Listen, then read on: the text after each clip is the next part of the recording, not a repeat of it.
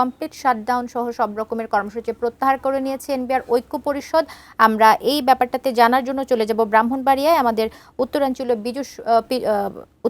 Bureau প্রধান পীযূষ কান্তি আচার্য আছেন আখাউড়া স্থল বন্দরে। সেখানে আসলে কর্মব্যস্ততা শুরু করেছে কিনা একটু জানবো তার কাছ থেকে। পীযূষ, কি অবস্থা দেখছেন? তারা তো তাদের কমপ্লিট শাটডাউন প্রত্যাহার করে নিয়েছে, এখন কি কাজকর্ম স্বাভাবিকভাবে চলছে কিনা?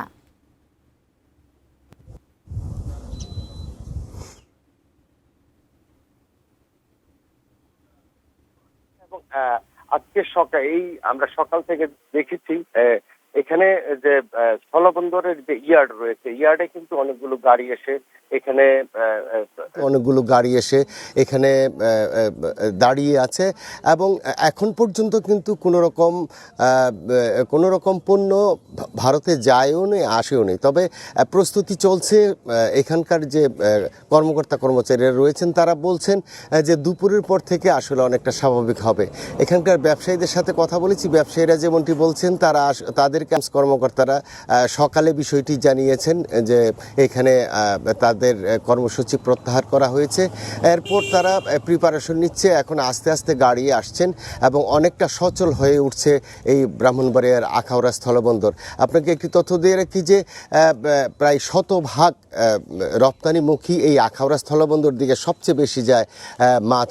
এই মাছ কিন্তু প্রতিদিন প্রায় 50 টন মাছ ভারতের ত্রিপুরা সহ 7 সিস্টারে এখানে রপ্তানি হয়ে থাকে। এখানে মাছ বিক্রেতা সমিতির সাধারণ সম্পাদকের সাথে একটু কথা বলবো। আপনারা তো অনেকটা ক্ষতিগ্রস্ত হয়েছেন, এখন কি অবস্থা?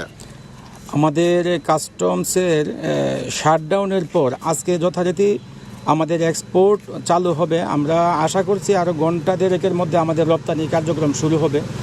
তো আমি যেটুকু বলতে চাই, আমাদের এই পোর্ট দিয়ে এভারেজ 45 থেকে 50 টন মাছ প্রতিদিন রপ্তানি হয়। যদিও আমাদের রপ্তানি প্রতি রবিবার ইন্ডিয়ার সাপ্তাহিক বন্ধের কারণে গতকালকে বন্ধ ছিল, আমাদের আজকেই পোর্ট খোলা ছিল মাছ রপ্তানি।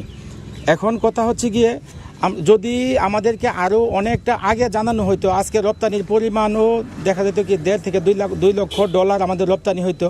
কিন্তু আমরা জানতে প্রায় রাত্রে 9টা সাড়ে 9টার সময় আমাদের কাস্টমস কর্মকর্তা আমাদেরকে জানিয়েছেন যে আজকে তাদের কমপ্লিট শাটডাউন স্থগিত করা হয়েছে, আমাদের মাছ রপ্তানি চলবে।